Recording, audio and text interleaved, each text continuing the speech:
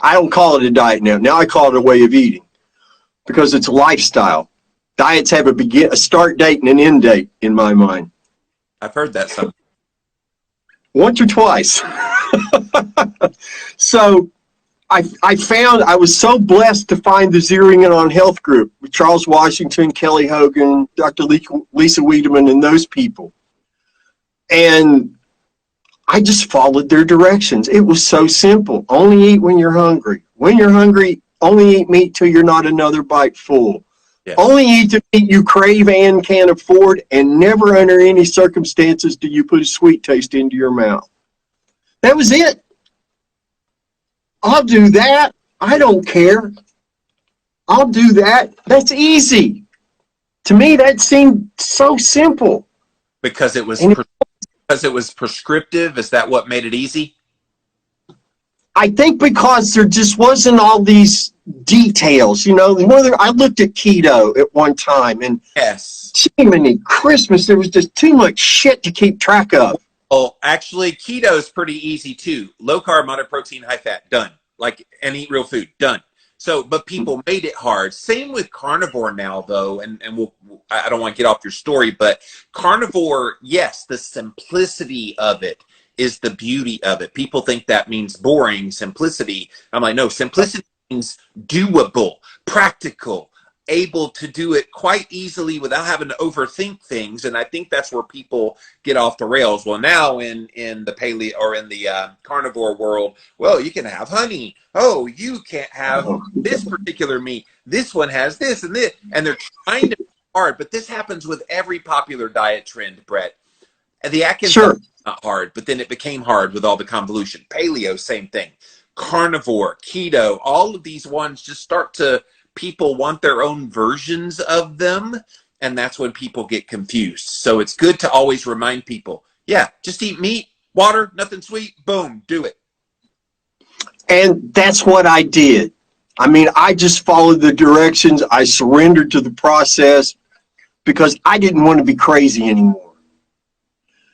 10th morning, I woke up, Jimmy, without joint pain for the first time as an adult. Wow. Now, I had never been diagnosed with arthritis. I never thought of myself arthritic. I had aches and pains that I thought were normal for living 57 years. Yes. You know, and as a musician, I was one of those guys, I would check the tables in the club before the gig, and I would jump up on tables and do entertaining kind of things. And sometimes those tables weren't very compliant, and table went out from under you, and you protected your instruments, sacrificed your body, and kept rocking and rolling. Yes. And if you looked like a question mark the next day, hey, that's rock and roll. Who cares?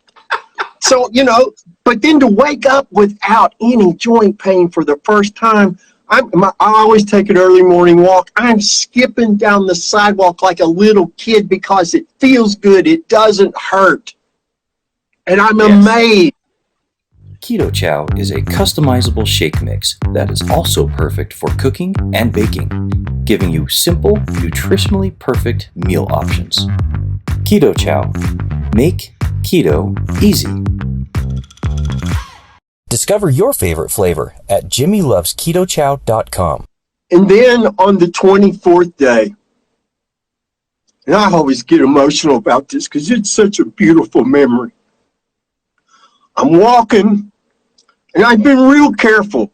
My energy was up, I was feeling better, but I was so afraid that I would say I was well before I was, say that I was better before I was. And I know there's a trap there if you do that I didn't want to jump and run into. Yes. But I'm walking along, Jimmy, and it's like somebody flipped a switch. And all that rage and all that anger and all that sadness and darkness that kept me from being the human being I wanted to be, it just went away. Yeah. Like somebody flipped the switch and all that was just gone. And it was replaced by a waterfall of happiness and joy that has not left me for a moment since. And that's why I do these talks and everything, because people need to know you're not broken. You're not a genetic mistake. Your mom and dad didn't do anything wrong. You were just like the rest of us, taught to eat things we should never have consumed. And this was the result. Yeah. But you don't have to live like that anymore. And so the depression was gone after 24 days. The anxiety took 5 months to be completely resolved. And the insomnia went away on a steady decline over a 10-month period. And I've been symptom-free completely ever since. And every day is a joy. Every day I experience effortless daily happiness, which Ken Berry and I talked about, because I was like, I asked him, I said, I have a theory, Doc. Hear me out. And this is what I feel. And he said, listen, if you properly nourish, hydrate, rest, and love on a human being, their natural state is one of happiness. Yes. Yes. Like, I think about all the people that are kind of grumpy within the keto and carnivore world, and I'm like, it hasn't hit them yet.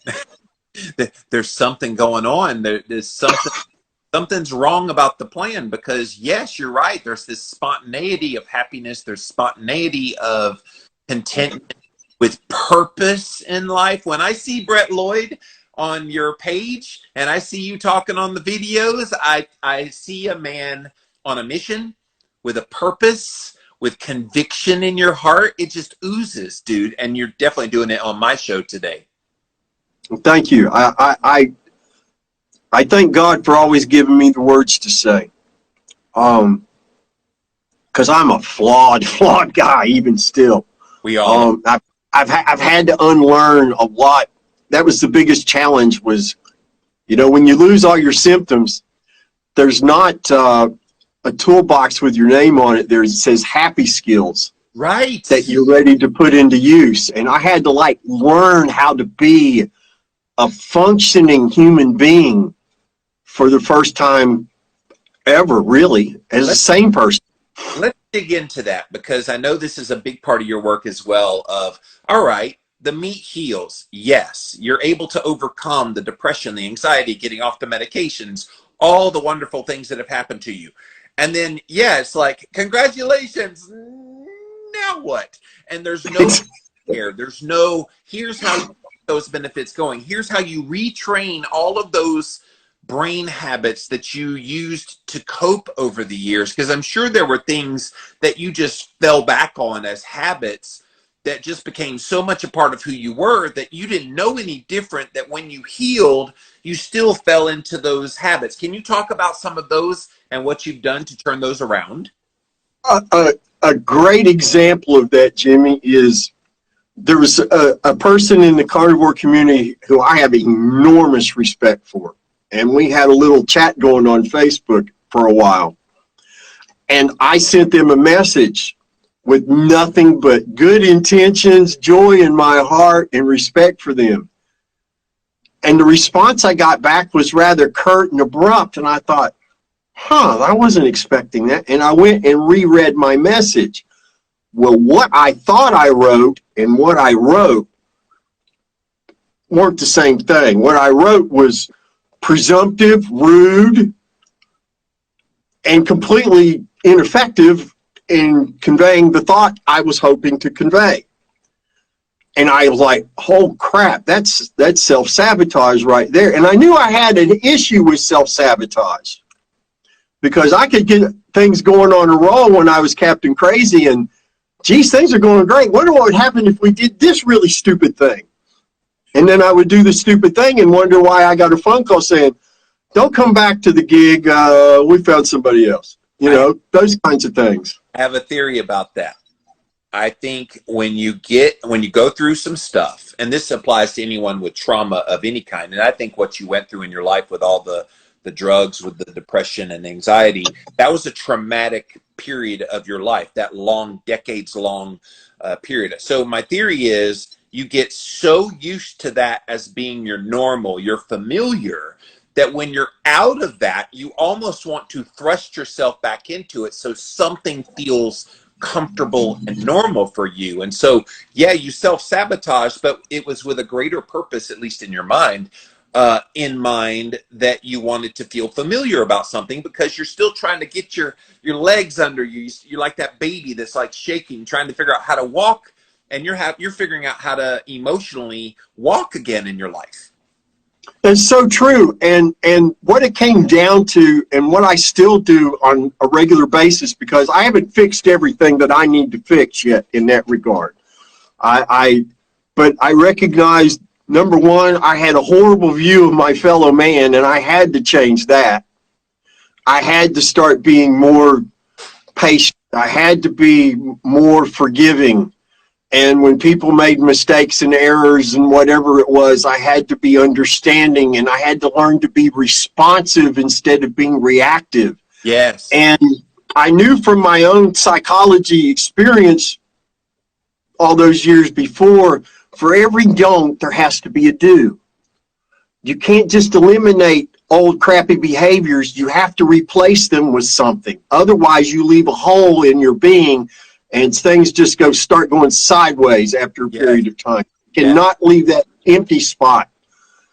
And it requires a level of honesty that I think as a carnivore is very doable. It's not pleasant, but it's necessary.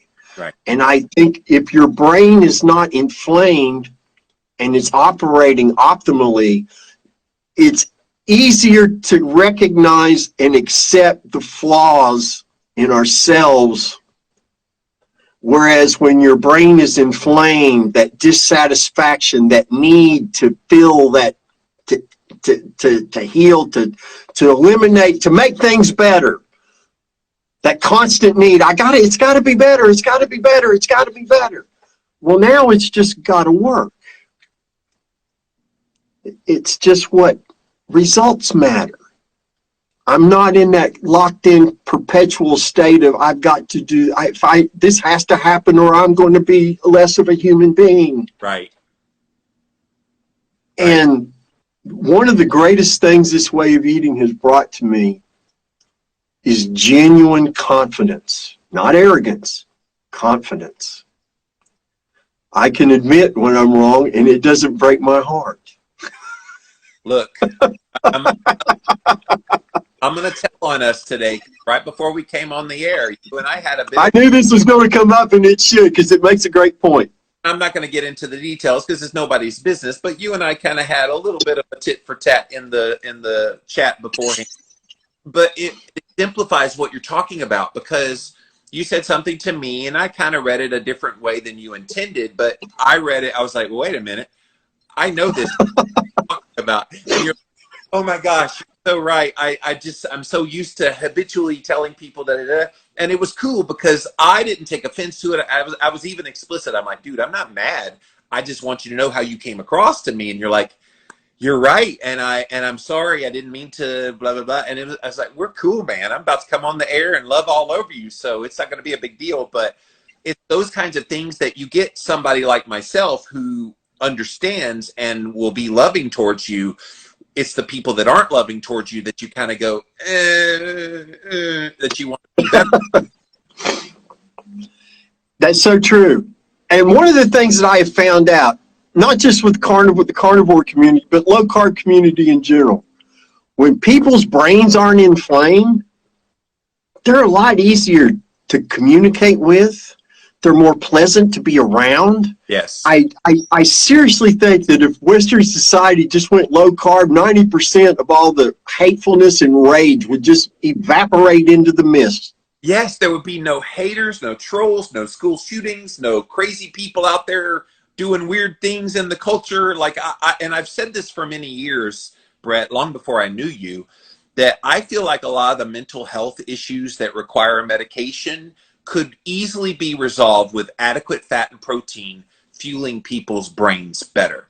And I don't say that condescendingly. I just say that of how simple would it be to shift people off these very expensive and, let's not forget, profit making for these pharmaceutical companies drugs. You're talking about the Prozac being expensive. That goes in the coffers of whoever the manufacturer is of Prozac. And I think if we could reinvest those funds into animal-based foods, getting backyard chickens, getting your own goats, and all the things that would make you actually healthy